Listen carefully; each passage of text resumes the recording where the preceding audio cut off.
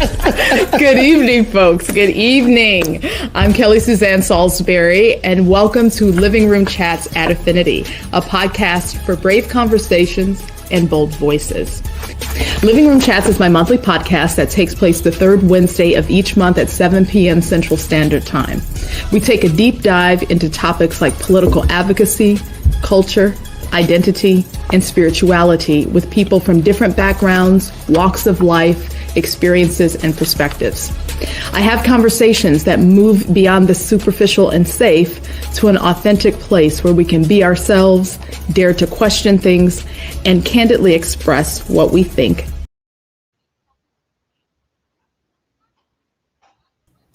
Good evening, good people. Good evening. I am Kelly Suzanne Salisbury, your humble host of Living Room Chats at Affinity, a podcast for brave conversations and bold voices. And as the promo says, this is a conversation where this is a podcast. I created this podcast because I wanted to have longer form, deep, meaningful conversations that candidly express what we think and how we feel, and to get beyond tinkering at the margins and walking on eggshells and take a really deep dive into issues that are of interest to me, that are of importance to us, sometimes that are thorny issues and all of that. And so we are really going to get into it tonight. So first, before I introduce Rosa, from a founder of Black Femicide U.S., I want to thank all of you for tuning in. Each and every one of you who is tuning in right now and who will also be tuning in later, perhaps.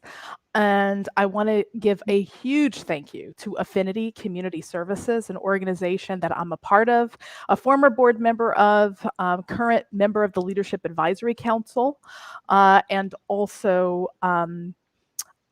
just a constituent of. Affinity is an organization where I was able to find and create a home as a young lesbian in the early 2000s. And I've been with Affinity ever since. And I'm very proud of this organization. I'm honored to do this podcast in collaboration with Affinity Community Services. I want to thank in particular Anna Deshawn and E3 Radio, who co-produced this podcast with me, along with Irma Standley, program director at Affinity Community Services, who is super hands-on, who's just great with all of the promo, the marketing, the tech. And so, Irma, I could not do this without you. So I really want to thank them.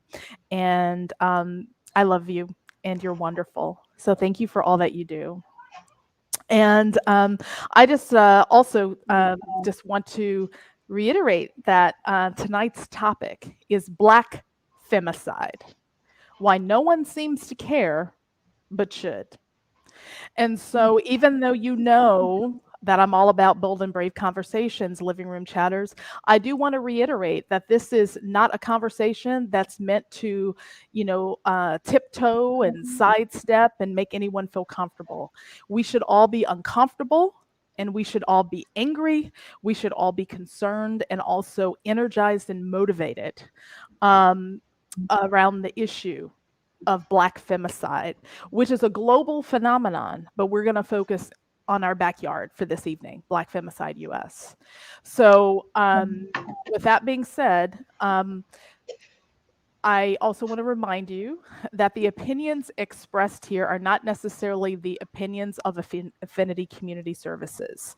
They could be the opinions of me, they could be the opinions of my guest, etc. So just want to put that out there, and also encourage each and every one of you to please tweet, Instagram, Facebook, TikTok, whatever you do to get this conversation going about Black femicide, and in particular, the work that Black Femicide U.S. is doing, okay?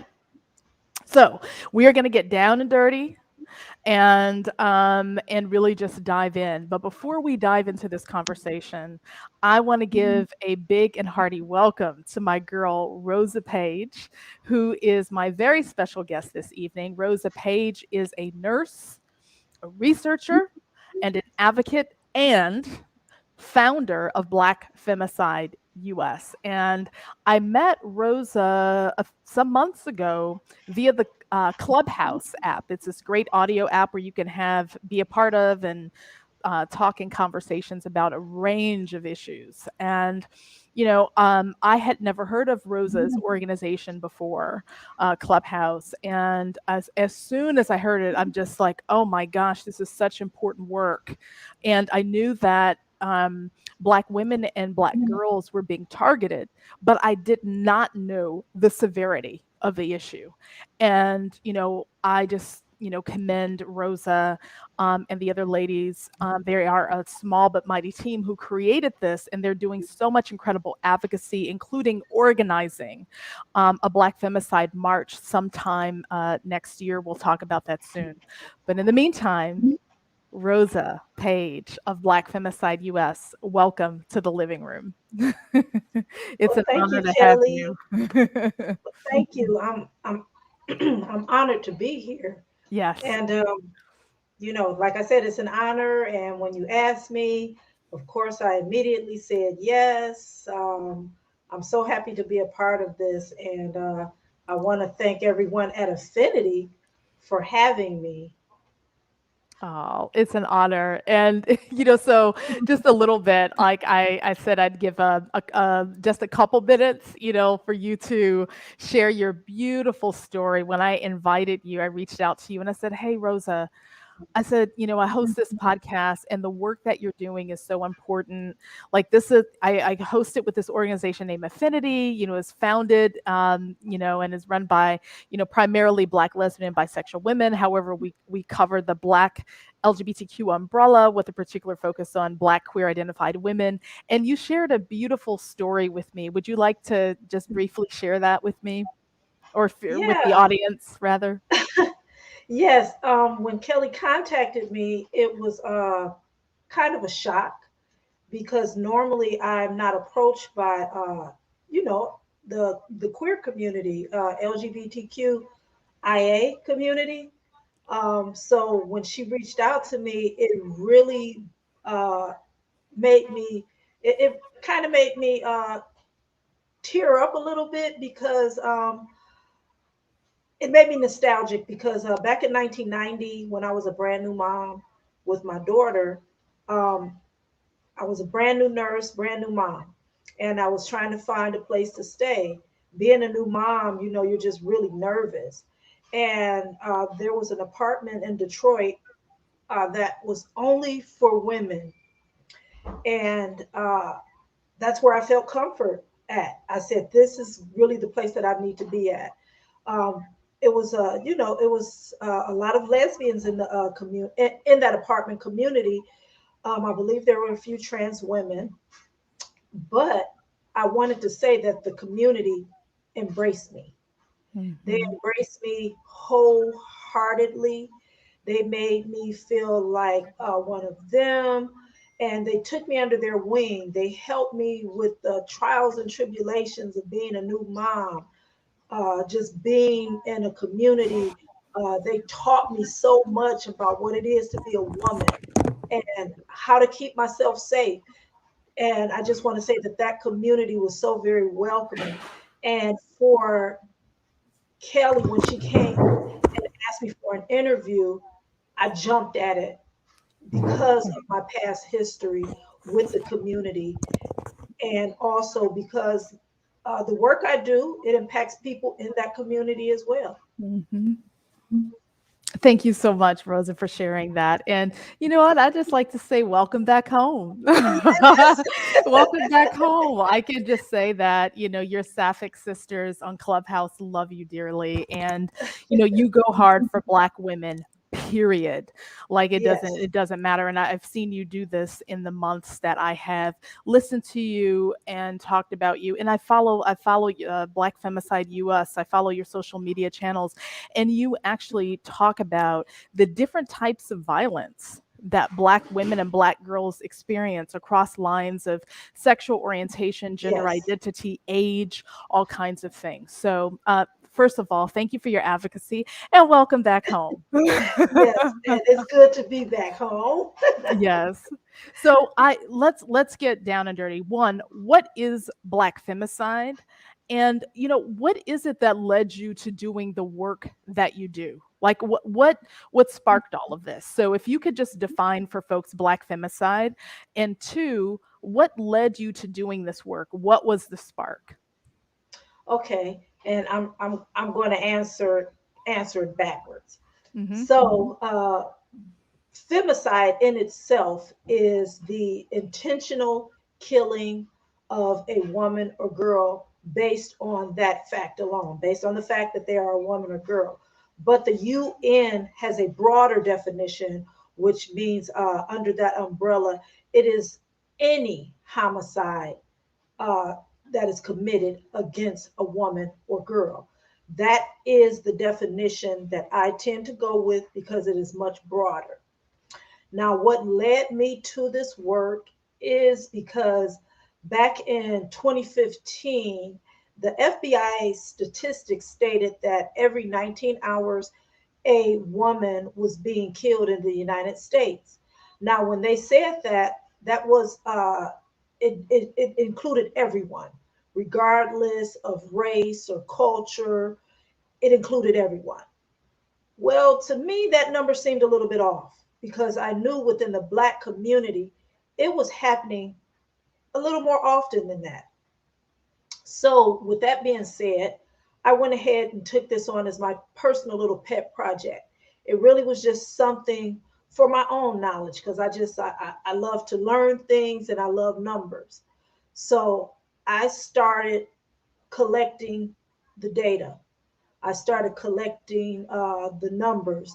When I would get news stories, that I would come across, I started a spreadsheet, a running spreadsheet. So I would put it down, what was the method, if the perpetrator was found, and who the perpetrator was. And, I would just write all of these little statistics down. So as time went on, by the end of that year, in our community alone, it was every 8 hours. Somewhere at that time when I started, it was maybe about every 9 hours, closer to every 9 hours back in 2015. And I said, okay, so that's kind of already, we've shaved off 10 hours Mm-hmm. looking at your own community. So again, so the next year came and went. I'm collecting the data. Time came and went. So then by the time I got to like 20, I want to say 2019, Mm-hmm. I noticed that it was down to like every 8 hours, then every like 7.5 hours, every 7 hours. I noticed that the time started going down and started winding down. And so it really became a concern to me. I was like, okay, this is insane. Nobody's talking about this. What's going on? So Mm-hmm. by the end of 2020, I want to say somewhere about October, I had I lost it. By the end of by the time October 2020 rolled around, it was every 6 hours. I said, okay, enough is enough. Mm-hmm. I'm going to have to try to, get give a voice to this. Right. So I started using the hashtag every 6 hours. That's when I started using the hashtag every 6 hours. So when I would make a post, I made that hashtag. Mm-hmm. And people would say, "Oh, what is this crazy lady talking about? Who is this person? Who?" First of all, they were wondering who was running this page. Uh, Mm-hmm. it must be, they would call me an agent. I was divisive, I was a bed wench. And then it was really like, oh, this isn't even a Black woman. It's probably some white woman running this page. We don't know who this person is. I mean, Mm-hmm. they were saying all kinds of things about me, but I just kept on pushing, and I just let them say what they were going to say. Now, there's two young women who work with me, And so one actually runs my Instagram page. I run Facebook and Twitter, and the other young woman, she actually has her own organization. Um, and so the hers is the Black Fem Fund. So Yes. so she has that organization, but I'm the one who collects the data and everything.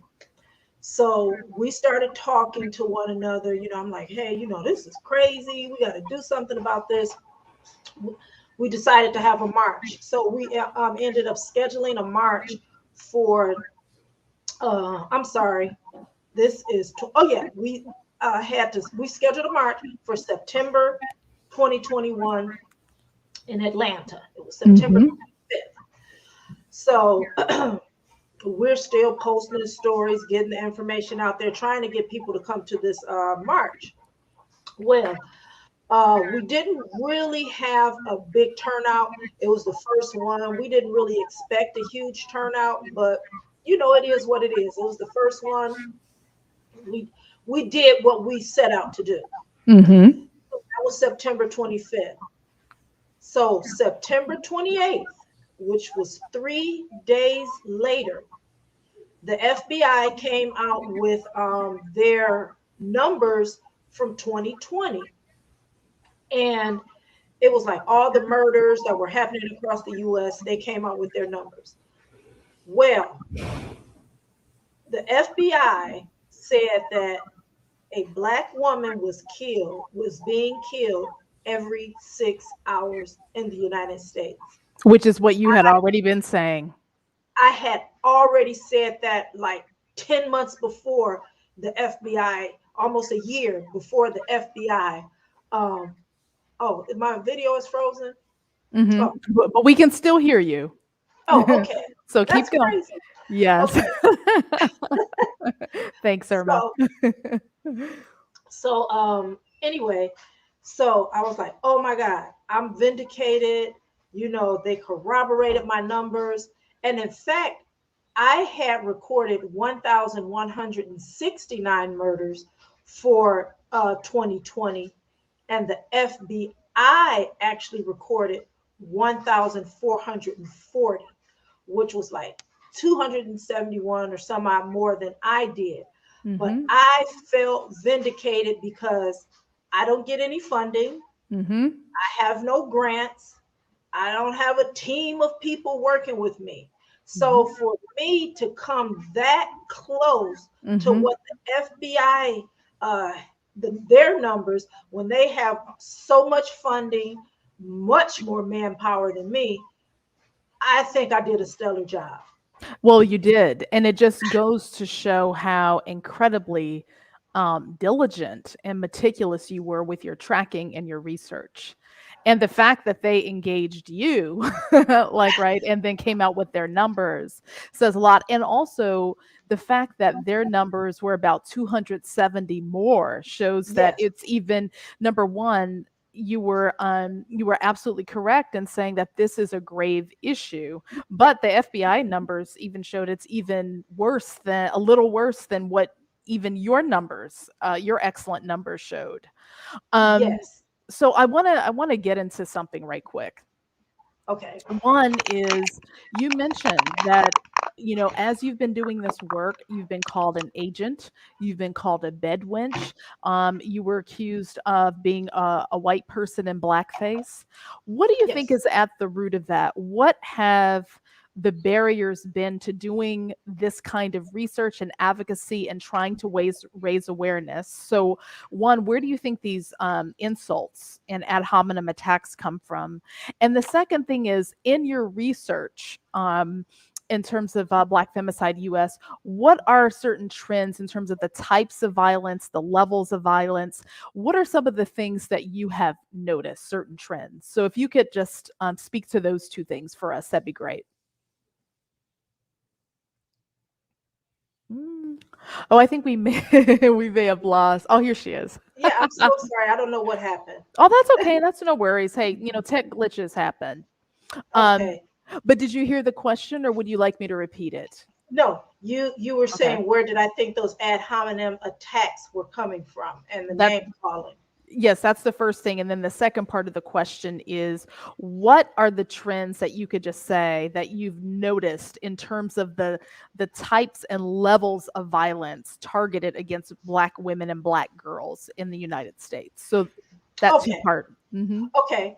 Well, as far as the attacks and whatnot, that was coming from our community, and this is a safe space that I can discuss these things in. So, Yes, and tho- do not tiptoe or try to make anything PC. Get in it.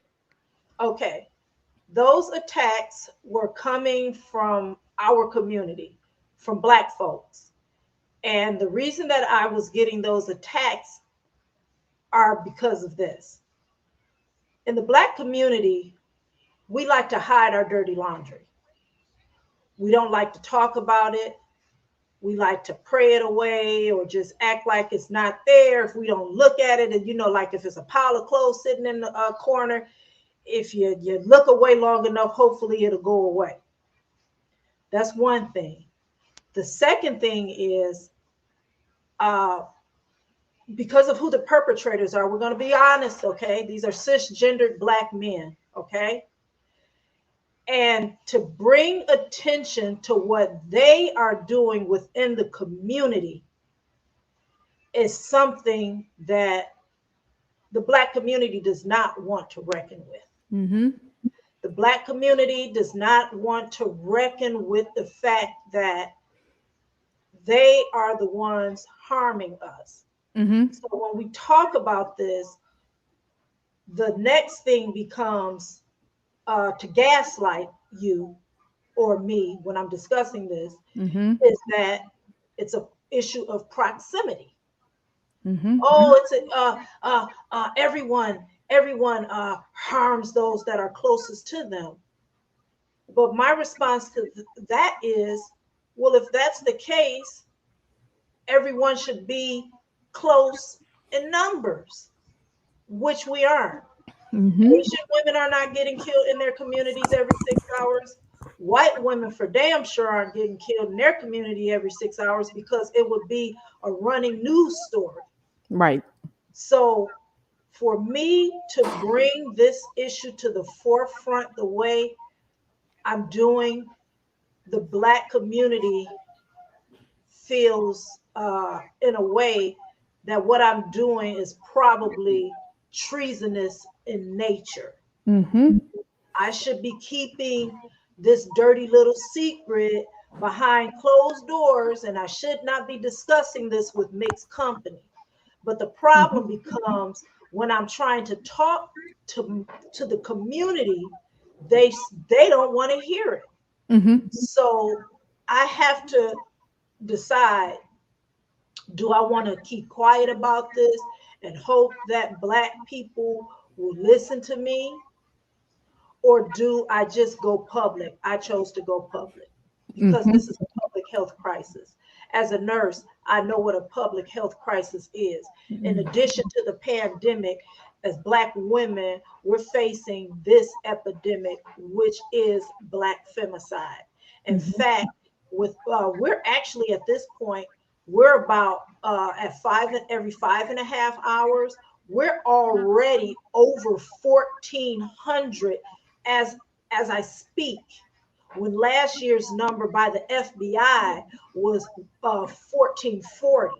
So if I have already counted over 1,400 and say that the FBI actually still is some, and the trend is still maybe about 200 or so more, that means we realistically could be over 1,600.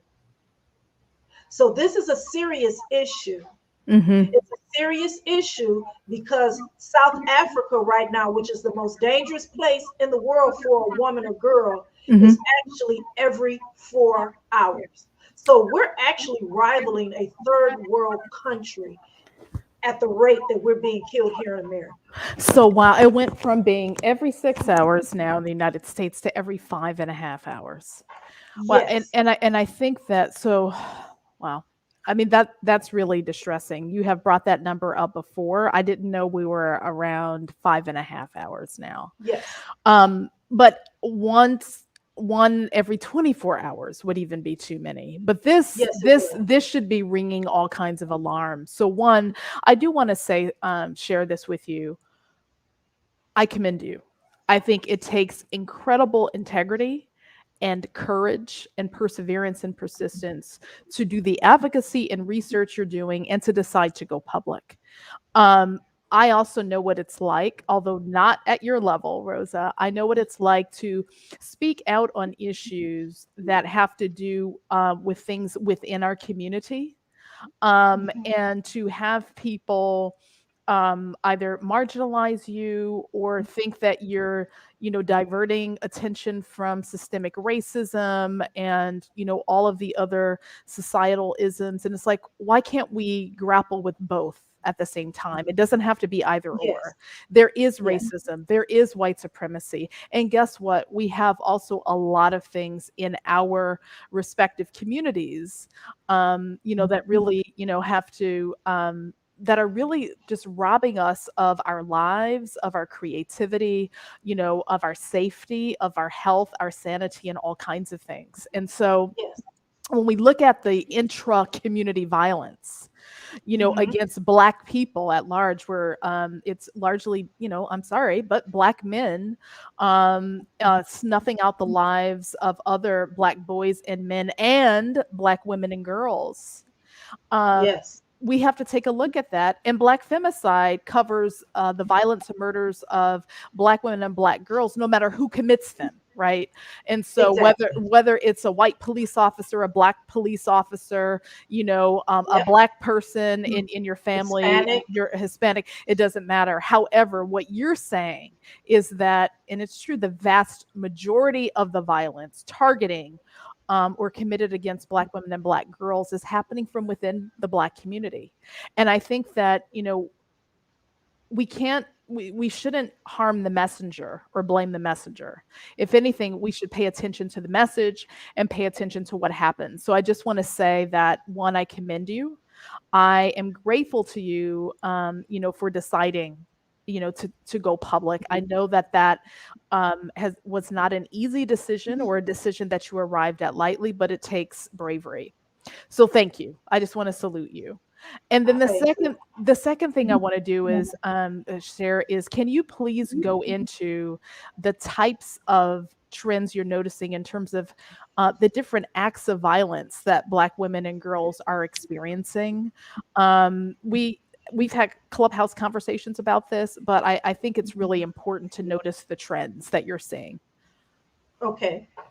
Uh, the of course the biggest trend with anything will be intimate partner violence. And when I say intimate partner violence, that can be husband, uh, boyfriend, someone you're acquainted with, brother, uncle, anyone, just somebody that you know intimately.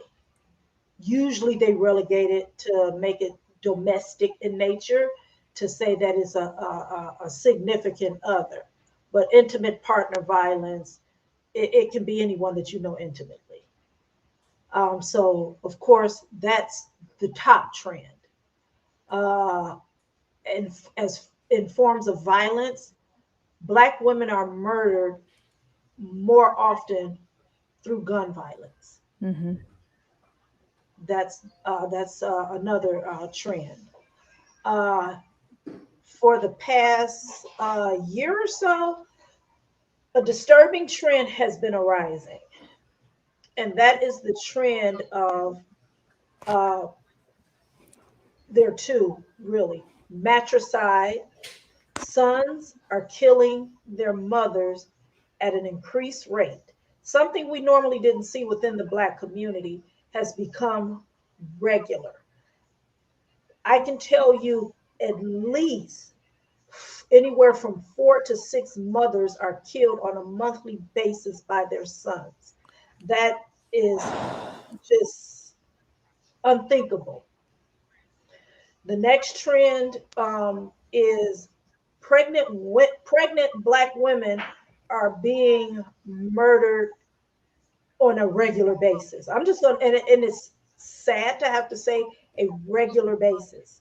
Mhm. And the CDC says that a pregnant Black woman is 8 times more likely to be a victim of homicide than any other demographic in this country. I Eight can tell times more likely? 8 times more likely. Oh, God. That is a very terrifying and scary trend. But I can tell you once again, my data supports that because I am regularly doing stories on Black women who are being murdered while pregnant. They are being gunned down, coming from baby showers with heavily pregnant bellies. There was a young lady, I want to say this was in Philadelphia about a couple weeks ago. She was near term, and someone ran up to her as she was taking her baby shower gifts out the car. They shot her once in the head and 11 times in her belly.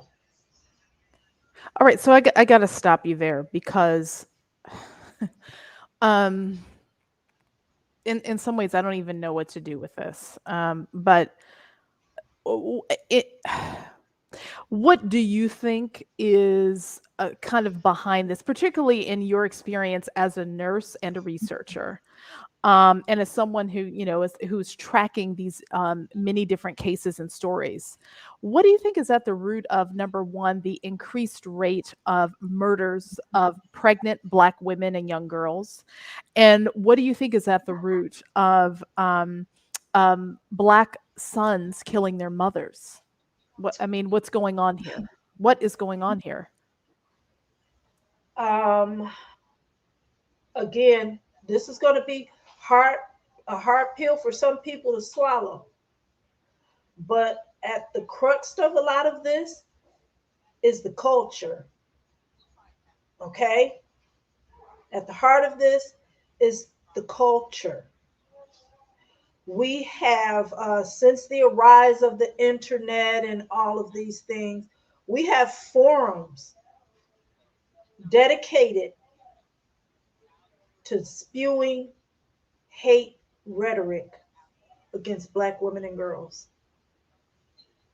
We have Black men who have uh, made platforms, gained millions of followers, predicated on just being so demeaning about Black women, talking about how Black women are the reason that the Black community is in the state that it's in.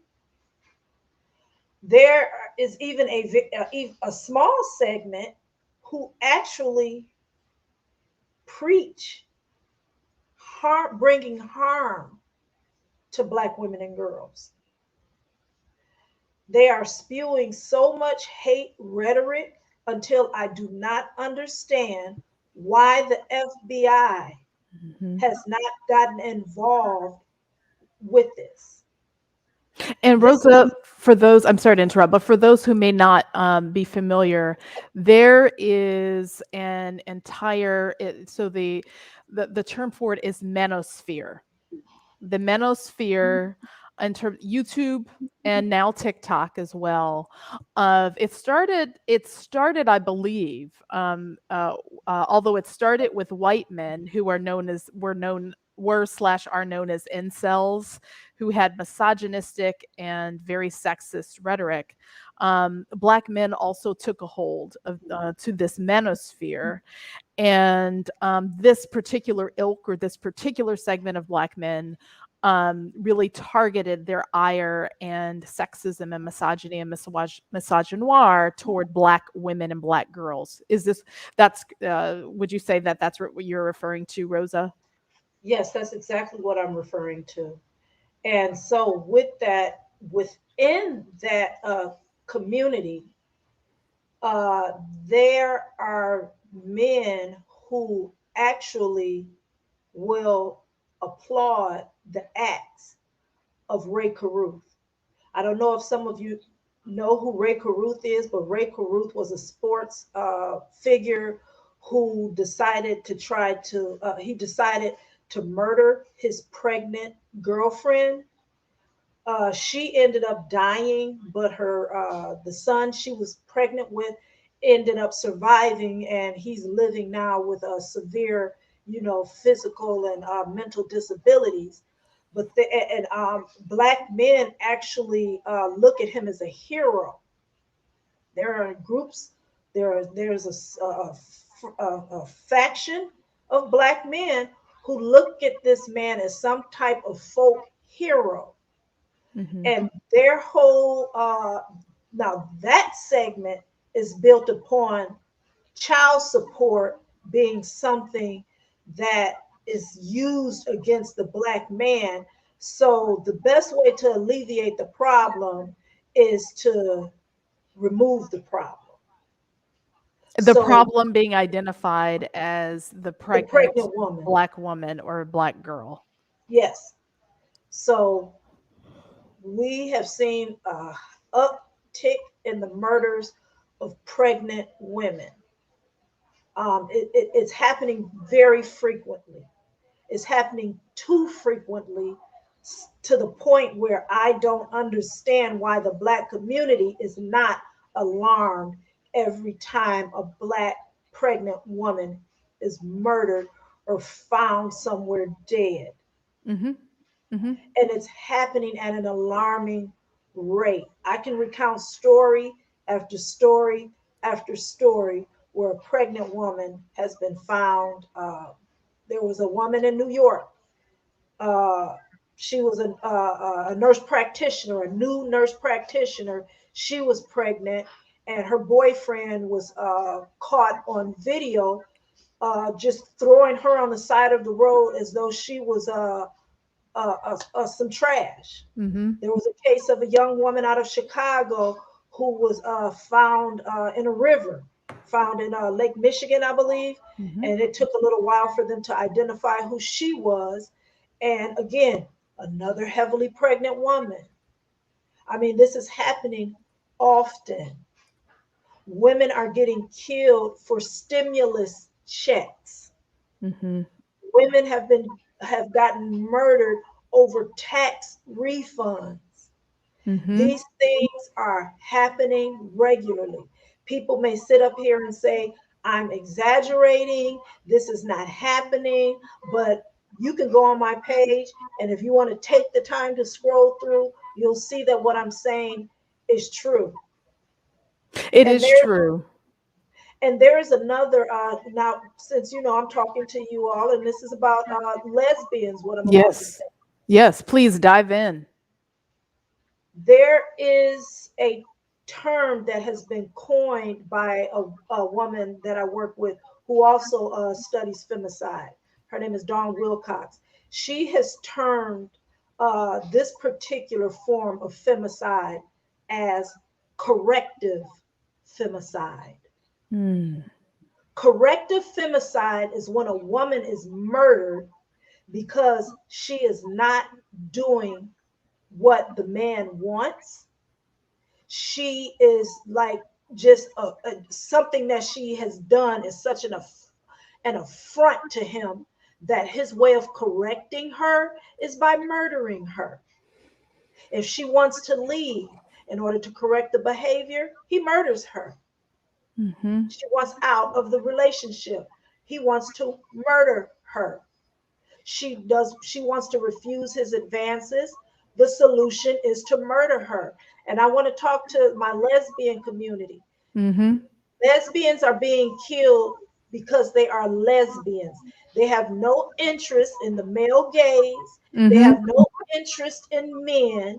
And so because this particular male is trying to come onto a lesbian or try her, and she's telling him no, and he knows she's going to refuse his advances, his way of curing her is to Mm-hmm. kill her. So that's what, when the term, the sub category of corrective femicide comes into play. And I really want my lesbian sisters, I want you all to be aware of your surroundings, be aware of the people who, are coming into your spaces, who Mm-hmm. might make you feel uncomfortable or whatnot, because there are men out here dedicated to the mission of harming women who do not do what it is that they want them to do. And I thank you for elevating that, because this is something that is totally in alignment, with not just in alignment, that's a terrible way to put it, but it is something that we at Affinity Community Services are concerned about, because, we are, as you know, Rosa, a Black, lesbian, and bi and queer founded and led organization. And many of us are lesbian, we are cisgender, transgender. And so we see the violence targeting, yes, Black women and Black girls in particular, but also Black queer people who are gender nonconforming. And there are men, cisgender men, who have all kinds of issues with that. Um, you know, um, Men who have, issues with lesbians, men who have all kinds of issues and insecurities about their own, sexual orientation or gender Yes, identity, or sometimes who are just don't have questions, who are just, they're straight and they resent trans women. And so this is something that really does impact, lesbians, and yes, trans women and bi women as well, who are also targeted, and so I thank you so much for your advocacy about that, because, the last thing that people need to think is that, oh, Black femicide, it doesn't have anything to do with me, right? Because I'm gay or because I'm queer or trans, when really Black femicide affects all of us. For those of us who are Black women and Black girls, or who present as yes, Black women and Black girls, whether you identify with that or not, the point is we are a part of a population that is targeted. And it's high time that Black women and Black girls, that we start centering our own health and wellness. One of the reasons in safety, and our safety, and our physical health, our mental and emotional health are all, at risk because of this. And one of the reasons why I wanted to be in dialogue with you, Rose, is because, I've said this on my Facebook page. I did a Facebook rant, like I think sometime last week, and I just said that, look, I know that there are individuals like you and other folks I know who speak about, violence within Black communities. So I'm not negating them. I'm not denying the work, the advocacy that's being done. However, I'm sorry that the violence targeting Black women and girls, and the murders of Black women and girls, and the murders of even Black boys and men by other Black men, that does not warrant the kind of attention, the mobilization of resources, the calls for protests, the, advocacy on a national scale, that, Black boys and men being killed by white cops do. And yet this is a huge problem, that, the murder of Black women and Black girls, and again, unfortunately, the vast majority at the hands of Black men, and yes, sometimes boys. And so we have to be, speaking of bold and brave conversations, we have to sometimes be willing to, take a look under the hood, because if Black lives really do matter, then those Black lives should definitely include Black women and Black girls. Those Black lives should include Black lesbians. They should include Black trans women. They should yes, include Black bisexual women. They should include children, regardless of their sex or gender, and children's lives are being snuffed out. And so, part of my personal mission is to really do what I can to support the work that is necessary. for us to do in our own house and in our own backyard as well. And to lean into my courage more and speak out on things, even though I've had people say, accuse me of adopting right-wing talking points. I'm like, what right-wing talking point? We have some real issues in our in our population that we have to address. I love us. I want us to Yes. be healthy. I want us to be whole. And as far as I'm concerned, anything or anyone that threatens the sanctity of human life in the Black community, I don't care if you're a white police officer, I don't care if you're Latinx, I don't care if you're a gorilla, and I don't care if you're a Black person, a Black man, a Black woman, we need to be able to talk about it. We need Yes. to be able to talk about it and be honest. So I'm not someone who's only going to speak about white racism. I'm going to talk about all of the things that threaten the lives of Black women and girls, as well as elevate and amplify the work that people, especially Black women and girls, are doing to address this. So, I just wanted to share that. And one thing I want to add on to this is one of my goals is to make femicide a hate crime. I believe femicide should be a hate crime because these acts are intentional.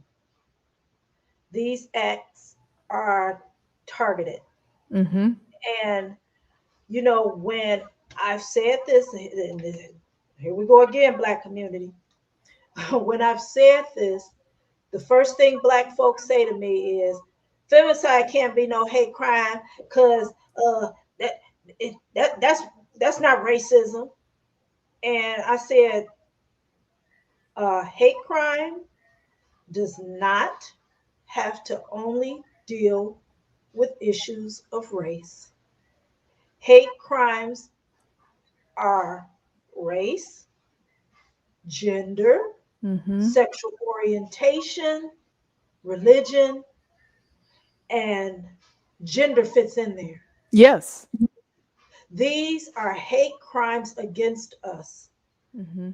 And that's part of what my mission is, to have legislation to enhance charges so that hate crimes can be added onto those. If you're killing a lesbian, why aren't, I mean, because we know that when you kill someone in the gay community, the queer community, ordinarily that is deemed a hate crime. But for some reason, there are a faction of people who have become so politically correct until they want to dance around that. Mm-hmm. They don't want to, we're going to be accused of being racist Mm-hmm. when we bring up certain issues. Well, I'm sorry. Damn what somebody thinks. These people are out here committing monstrous, horrendous acts Mm-hmm. against the community. Mm-hmm. And I'm sorry, I do not have time to beat around the bush and handhold for the sake of looking politically correct. Mm-hmm. Because if somebody harms someone close to me, I'm not thinking about anything else but making sure that person is put away for a long time. Mm-hmm. Yeah, and The- no, go Go ahead. ahead. No, finish your statement. But I'm saying these laws uh, have been set up to in such a way now that people have become scared. Mm-hmm. People, politicians, and prosecutors and whatnot. They're so afraid now of being labeled a racist. They're afraid of these groups that are going to cancel them. So the best way to do that is to kind of pander to the community that they're releasing these criminals back into, because now I'm going into the low to no bail territory that people don't want to talk about. So Because before yeah, you do that, I just want to remind people Remember, this is Living Room Chats, a podcast for brave Yes. conversations and bold voices, okay? And so this is a conversation that we need to have. We don't all have to agree on every little issue, but I am for people like getting into it, getting into the weeds. And as you know, one acquaintance and a dear friend of mine, Almaz, who's watching here, says, if you're triggered by this conversation, trigger through that shit. Okay, so Yep. just trigger through it. Just listen. Okay, dive in, Rosa. Come on. So when we talk about low to no bail, these prosecutors, these judges, they're sitting on the bench and they're sitting up on high from their ivory towers, and they're releasing these people back into our community. They're not releasing these criminals back into their community. They're releasing them back into our community. Do you know a lot of the people who have been killed on my list have been killed by people who have been allowed to go free because of low to no bail? They come back into the community and reoffend, or they go back and target the person who put them there in the first place. These judges listen to the culture. Make no mistake that other folks are listening to what we do. So a lot of times we're laying the groundwork for why these people come into the community or are released back into the community. Because the first thing they say is, well, that's those people. That's how they are. So let them go back. But I see we have 9 minutes, so I'm going to let you. No, I'm just going to say, like, I think that this is, again, it's really important, to talk about this, because as someone who is an advocate myself and who does public policy work, something that's always important, that we aim to think about is we can have an ideal of what it is that we're aiming for in terms of legislation, but to think about what are the intended and unintended consequences. And so, Yeah. just with bail reform as an example, just to go with your example in the lived reality, something needed to be done to address the economic Yes, I agree injustice with of that. bail reform, right? Like, so if you have money, and of course it comes along, the economics also falls along racial lines because these things are interconnected.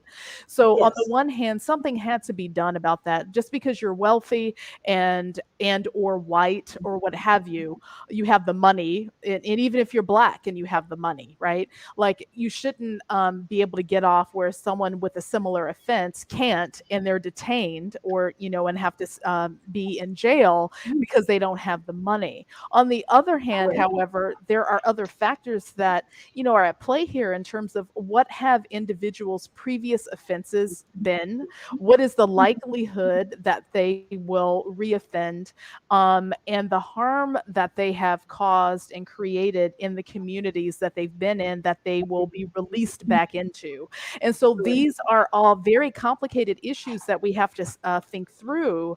And I find that sometimes we're not in, there is, people are punished, for Yes. really wanting to be honest about some of the things that are very thorny and are very messy, about these things, and that sometimes do harm Black women and girls, right? No matter how incredibly, well intentioned they are. So it's 7:54, and we would like to get to Q&A with the audience, and Okay. so y'all, please chime in with your questions, those of you in the live audience, your questions. And in the meantime, Rosa, please mention the approximate date of next year's Black Femicide March and how people can support your GoFundMe.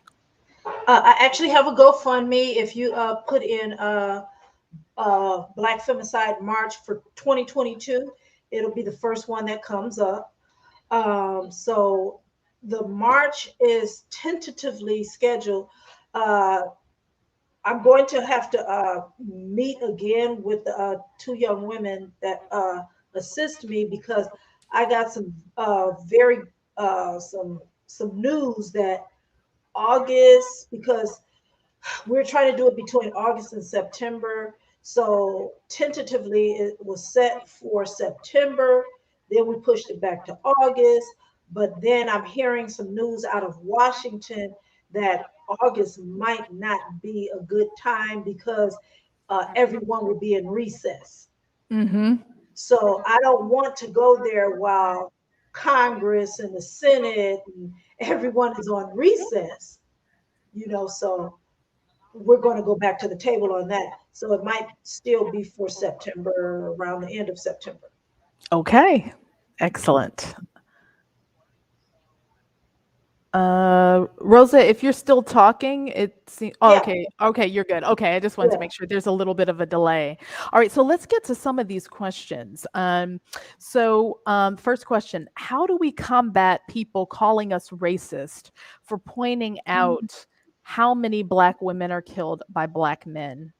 And so that's the first question. The second question is, how else can we support equipment, in-kind donations, what? So those take those two questions, Rosa.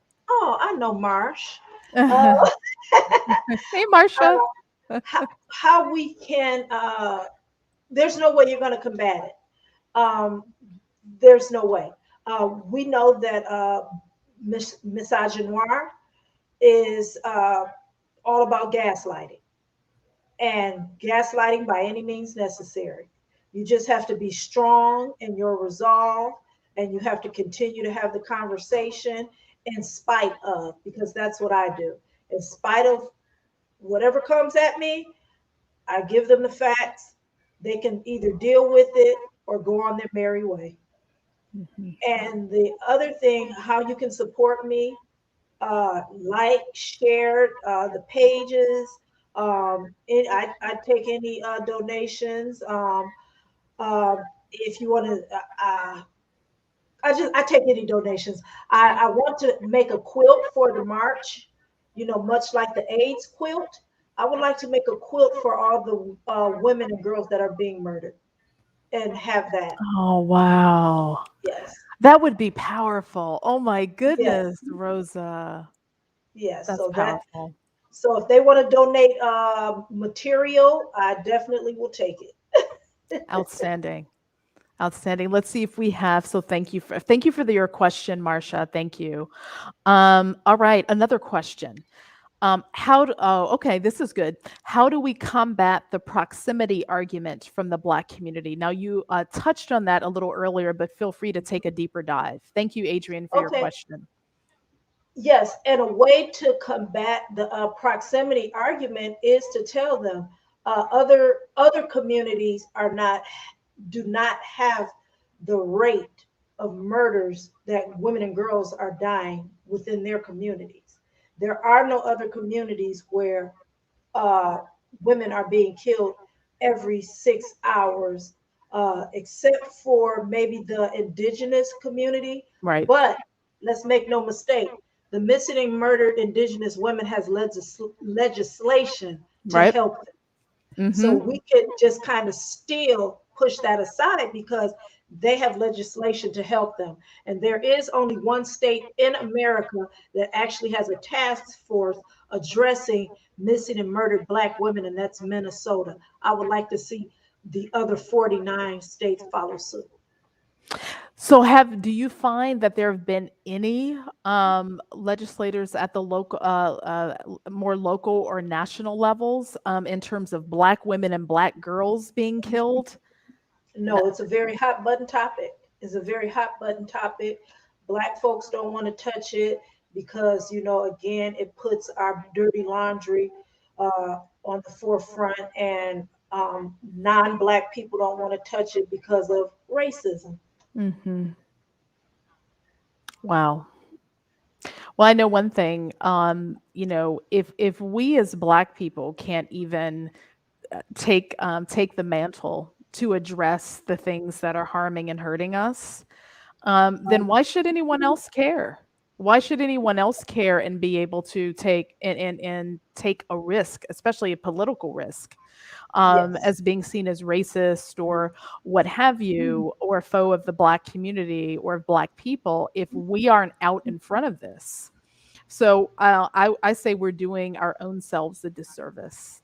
Yes, yes. That's And what I we would say. cannot expect people to give us the we. I always tell people, why should we expect people to give us grace and compassion when we don't extend that grace and compassion to ourselves? Right. No, I mean, that's true. Um, Man, I wish I had a whole other hour with you, Rosa. But I do want to say this. Please share again how people can get in touch with you. So your social media and also your GoFundMe. So say that again. Uh, my GoFundMe is under Black Femicide March 2022, and it's the first one that comes up in the search. And I'm on Facebook, Instagram, and Twitter. You can always reach me there, and feel free to inbox me any questions or concerns you might have, or to share some stories with me that are not getting any attention. Yes, absolutely. And I just, again, Rosa, I adore you. I respect and applaud you. I know this research, this advocacy, the storytelling, that this is hard work and you've had to deal with a lot of resistance, but you and the other ladies who co-founded Black Femicide U.S. with you are persevering. I will continue to support you. I will continue to elevate and advocate what you're doing because folks who know me know I am all about Black women and Black girls, and about our ability, our right to not just survive, but to thrive.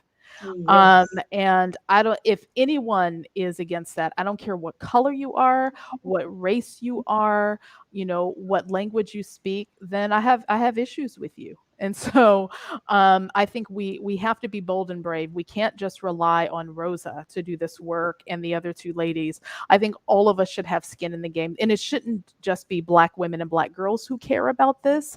But as we can see, it's going to take us. Nobody's coming to save us. Okay. Nope. Nobody's coming to save us. We have to take this on. So, I want to thank you so much again, Rosa. Thank you. Thank you, Black Femicide U.S. You are a living room chatter for life, a Sapphic sister, honorary Sapphic sister. Yes. I adore you. And I want to thank again Irma Stanley, Program Director at Affinity Community Services, E3 Radio, and Anna Deshawn. And before we close, I do want to say that I got really heavy news earlier that one of my sheroes, Bell Hooks, died. Um, so Bell Hooks is a renowned feminist author and critic. She died at the age of 69 in Kentucky, where she was born and raised. And Bell Hooks, I can't even give words to how integral Bell Hooks was to me as a budding feminist in 1996, 97. That's when I first learned about her. I was at Wellesley College as a first year, and Dr. Judith Rollins was teaching a class that I took as a first year called African American Feminism.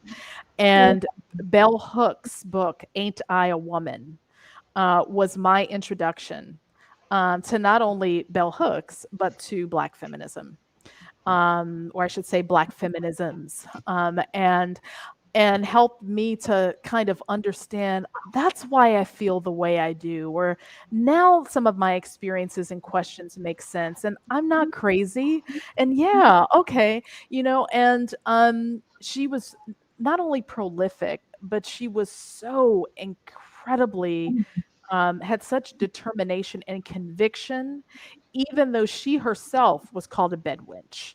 She herself was called a race traitor. She herself was seen as being co opted by white women because she dared to be a feminist and a Black woman at that. And she was also incredibly embracing of sexual orientations that were not heterosexual. So I just have tremendous respect for her. Her research, her advocacy, her writing have impacted me in ways that I cannot imagine. So I just like to invite all of us to take a moment of silence for Sister Bell Hooks.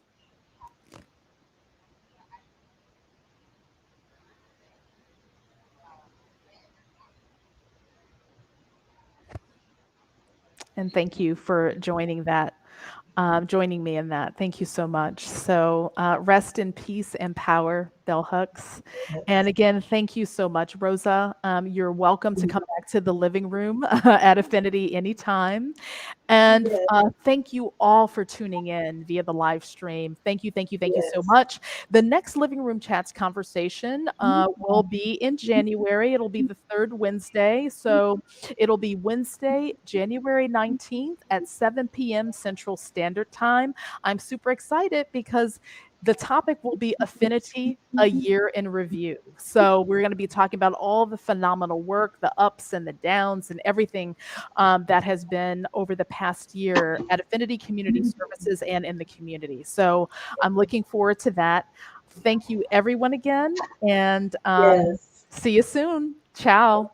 Thank you.